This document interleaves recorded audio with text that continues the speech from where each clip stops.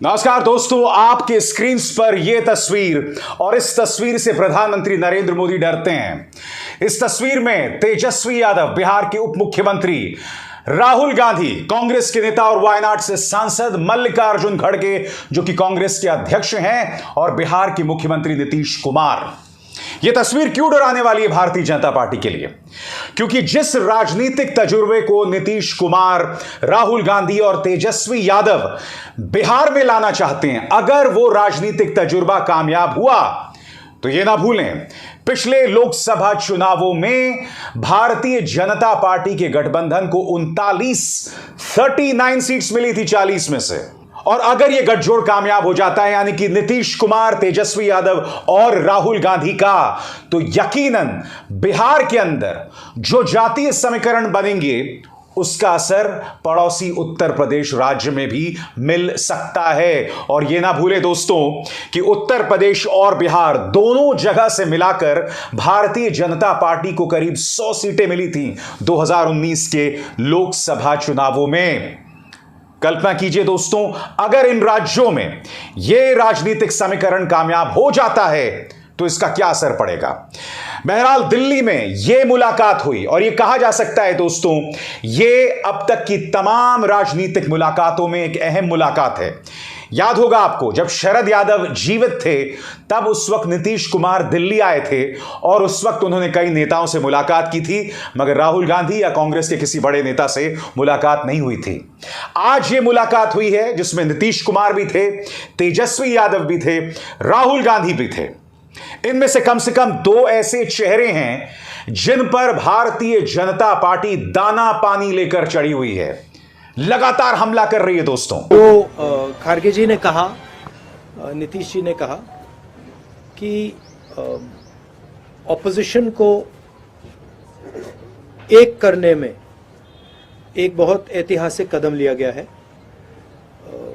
आपने सवाल पूछा कितने ऑपोजिशन पार्टीज को इकट्ठा करना है।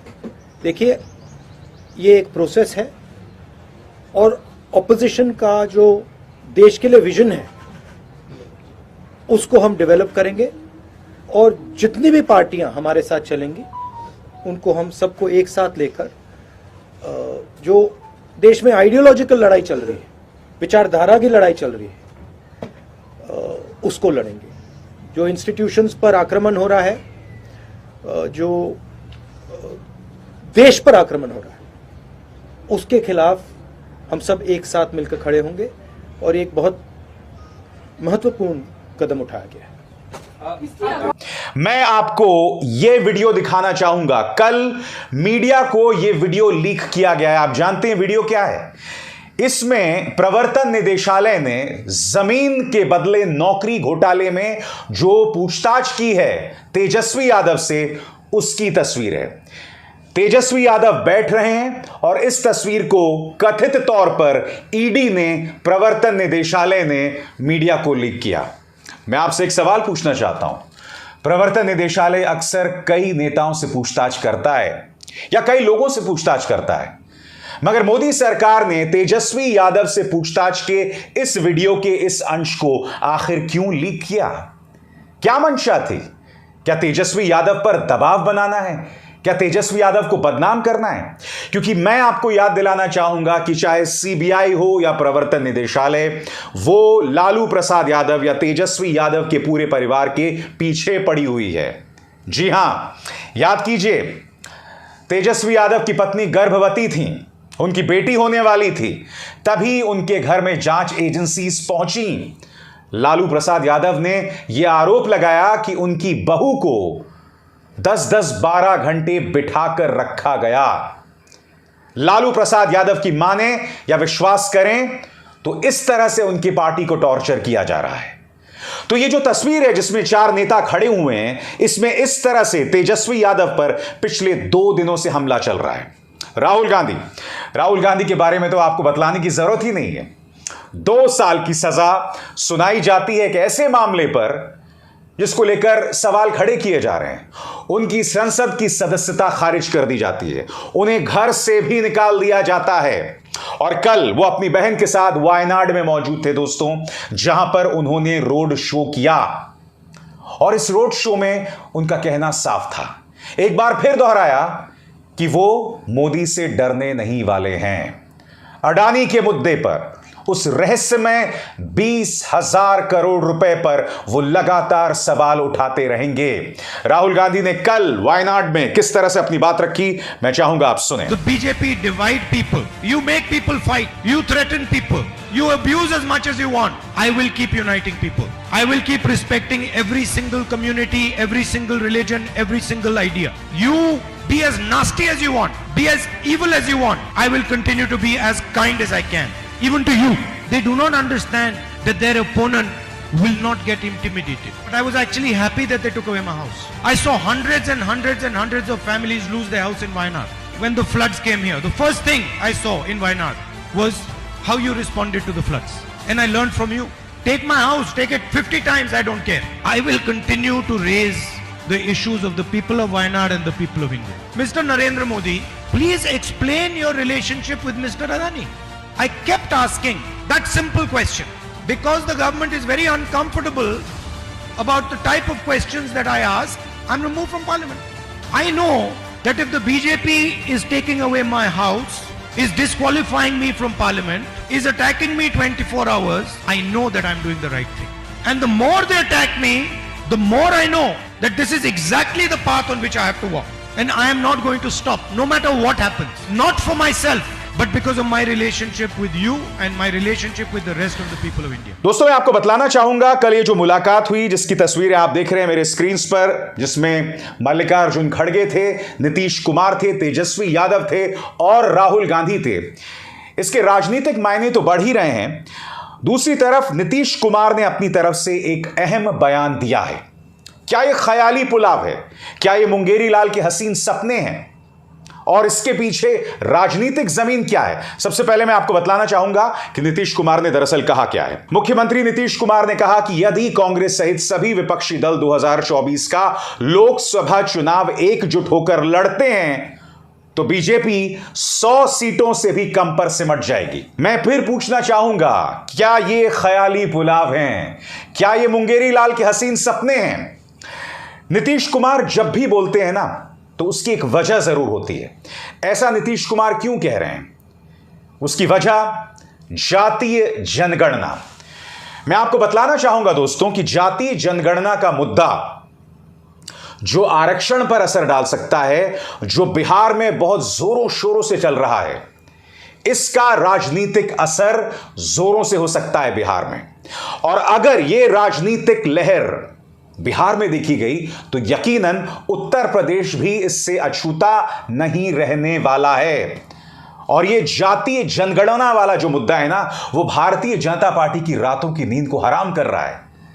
इसलिए गौर कीजिए किस तरह से बिहार को सांप्रदायिक दंगों में झोंकने की कोशिश की गई, क्योंकि बीजेपी भी जानती है, उसकी सहयोगी संस्थाएं जानती हैं कि जातीय एकता को तोड़ने का सिर्फ एक तरीका है, सांप्रदायिक सौहार्द को बिगाड़ना, हिंदुओं और मुसलमानों में तनाव पैदा करना, और तभी जातीय जनगणना के जो राजनीतिक परिणाम होंगे उन परिणामों पर काबू पाया जा सकता है, उन परिणामों को निरस्त किया जा सकता है, दरकिनार किया जा सकता है।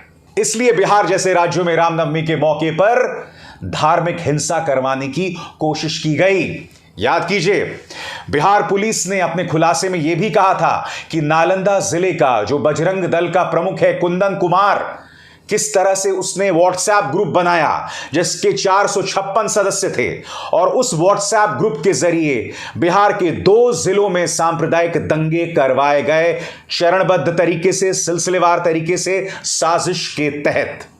और यह सब क्यों हो रहा है? यह इसलिए हो रहा है क्योंकि 1 साल के अंदर चुनाव है लोकसभा के, जातीय जनगणना का डर है। इसलिए नीतीश कुमार कह रहे हैं कि बीजेपी को 100 सीटों के अंदर सिमटा जा सकता है। मैं आपको यह भी बतलाना चाहूंगा, इस मौके पर मल्लिकार्जुन खड़गे जो कि कांग्रेस के अध्यक्ष हैं और ओबीसी नेता हैं, उन्होंने क्या बयान दिया आपके स्क्रीन पर। मल्लिकार्जुन खड़गे ने कहा संविधान सुरक्षित रखेंगे और लोकतंत्र बचाएंगे। श्री राहुल गांधी जी और हमने बिहार के मुख्यमंत्री श्री नीतीश कुमार जी, उप मुख्यमंत्री श्री तेजस्वी यादव जी, वह अन्य नेताओं से मुलाकात कर जनता की आवाज को एक साथ उठाने और देश को नई दिशा देने का संकल्प दोहराया।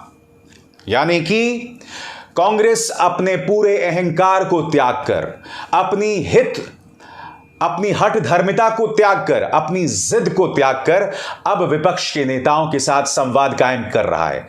यह मत भूलिए, कल ही सोनिया गांधी ने हिंदू में एक लेख लिखा है दोस्तों, और उस लेख में उन्होंने मोदी सरकार पर करारा हमला बोला। इस लेख में उन्होंने यह भी कहा कि प्रधानमंत्री नरेंद्र मोदी को मैं यह नसीहत देना चाहती हूं कि खामोश रहने से देश की समस्याओं का समाधान नहीं होगा। और उसी लेख के नीचे जाकर उन्होंने विपक्षी एकता की बात की। उन्होंने कहा कि जो समान विचारधारा वाली पार्टियां हैं उन्हें एक साथ आना चाहिए, एक सेतु कायम करना चाहिए, एक संवाद कायम करना चाहिए और भारतीय जनता पार्टी को हराने का प्रण लेना चाहिए। दोस्तों, मैं आपको याद दिलाना चाहूंगा, अडानी के न्यूज चैनल एनडीटीवी को दिए गए इंटरव्यू में शरद पवार ने कहा था कि अडानी मामले में ज्वाइंट पार्लियामेंट्री कमेटी की जांच की कोई जरूरत नहीं है, जेपीसी की जांच की जरूरत नहीं है, यानी कि संसदीय जांच की जरूरत नहीं है। और जैसे ही वो बयान आया था, भारतीय जनता पार्टी ने बवाल कर दिया था। पूरा मीडिया जो है वो बढ़ चढ़कर बोल रहा था कि विपक्षी एकता में दरार आ गई है, शरद पवार कहीं और जा रहे हैं, बीजेपी की तरफ जा रहे हैं। मगर उसके कुछ ही दिनों बाद शरद पवार ने एक प्रेस कॉन्फ्रेंस किया और उस प्रेस कॉन्फ्रेंस में उन्होंने क्या कहा? उस प्रेस कॉन्फ्रेंस में उन्होंने कहा कि अगर विपक्ष जेपीसी की जांच चाहती है तो उसमें कुछ बुरा नहीं है। आपको इस बात को समझना पड़ेगा कि शरद पवार अपनी बात से क्यों पलटे, क्योंकि वो जानते हैं कि उनके इस बयान का इस्तेमाल अडानी का न्यूज चैनल विपक्षी एकता को तोड़ने के लिए कर रहा था। बात वहीं तक सीमित नहीं थी, भारतीय जनता पार्टी लगातार उनके बयान को उछाल रहा था। और यही वजह है दोस्तों कि शरद पवार इस बात को भांप गए। इसलिए उन्होंने कहा कि अगर जेपीसी की मांग कांग्रेस कर रही है, विपक्ष कर रहा है, तो उसमें कोई गलत बात नहीं है।